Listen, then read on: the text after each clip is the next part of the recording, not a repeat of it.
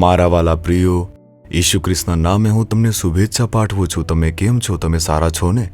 શું આ જગ્યા જુઓ છો? અહીં ખૂબ જ મોટા મોજા ઉછળી રહ્યા છે અને હમણાં હું અહીં ઊભો છું. આ દ્રશ્ય જોઈને મને બાઇબલમાં વર્ણવેલ એક વાત મારા મનમાં યાદ આવે છે. સંત માર્કના સુવાર્તાની અંદર 4થા અધ્યાયમાં એક ઘટના નોંધાયેલી છે. ગાલિલના સમુદ્રમાં ઈસુ તેમના શિષ્યો સાથે મુસાફરી કરી રહ્યા હતા. ખરેખર ગાલિલનો સમુદ્ર તે એક તળાવ છે. તે સમુદ્ર જેવો વિશાળ છે.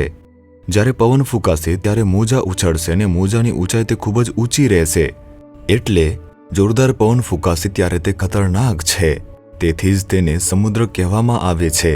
જ્યારે ઈસુ તેના શિષ્યો સાથે તે સમુદ્રમાં મુસાફરી કરતા હતા, એકાએક જોરદાર પવન ફૂંકાવા લાગ્યો.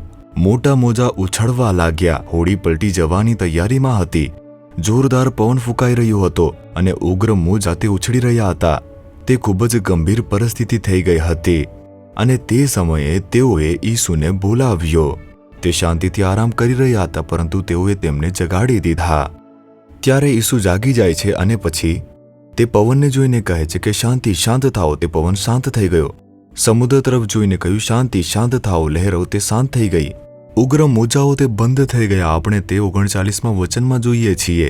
આજે પણ તમારા જીવનમાં આવો પવન ફૂંકાઈ શકે છે. મોજાઓ ઉછળશે, ડૂબાડી શકે છે. તમે ચિંતામાં છો કે શું મારો પરિવાર તે પલટી જશે? શું મારો વ્યવસાય તે ડૂબી જશે? શું મારું ભવિષ્ય તે બરબાદ થઈ જશે? બાળકોનું જીવન બરબાદ થઈ જશે? તમારી સામે ભારે પવન છે. ઊંચા ઊંચા મોજાઓ ઉછળી રહ્યા છે. પરંતુ જ્યારે પ્રભુ ઈસુ ઊભા થાય છે, તેમણે કહ્યું કે શાંતિ, શાંત રહો. બધું સ્થિર થઈ ગયું. કેમ જાણો છો? તેમણે જ તો પવનને બનાવ્યો છે. બાઇબલ કહે છે કે તે પવનને પોતાના ભંડારમાં સંગ્રહ કરી રાખે છે. તેમણે જ સમુદ્ર બનાવ્યો છે.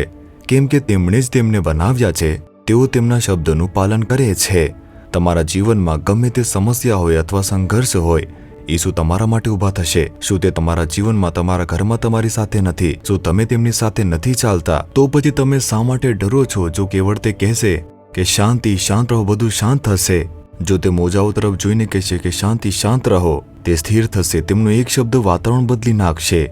આજે પ્રભુ તેને બદલી નાખશે. તેઓ તમારી સામે ફૂંકાતા પવનને શાંત કરશે. તેઓ ઉગ્ર મોજાઓને શાંત કરશે. તેઓ તેમને સ્થિર કરશે. શું વિશ્વાસ કરો છો? જો હા, તો હાથ ઊંચો કરો. કહો, ઈસુ ખ્રિસ્તના નામે મારા અને મારા પરિવારના વિરુદ્ધમાં આવતા પવન અને મોજાઓને જે સ્થિર કરે છે તે ઈસુની સ્તુતિ થાઓ. જે અમારા જીવનના મોજાઓને સ્થિર કરે છે તેની સ્તુતિ થાઓ. કોઈ પણ સમસ્યા હોય કે કોઈ પણ સંઘર્ષ હોય, અમારા જીવનમાં અમારી વિરુદ્ધ આવેલા જે પવન છે, જે મોજાઓ છે, તેમને સમુદ્રના પવન અને મોજાઓની જેમ સ્થિર કરનાર પ્રભુની સ્તુતિ થાઓ.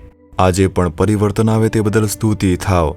ઈસુના નામમાં પ્રાર્થના કરું છું. Amen, amen. Jesus redeems Gujarati YouTube ચેનલને સબસ્ક્રાઇબ કરો. દરેક નવા કાર્યક્રમની માહિતી મેળવવા માટે બેલ આઇકન પર ક્લિક કરો.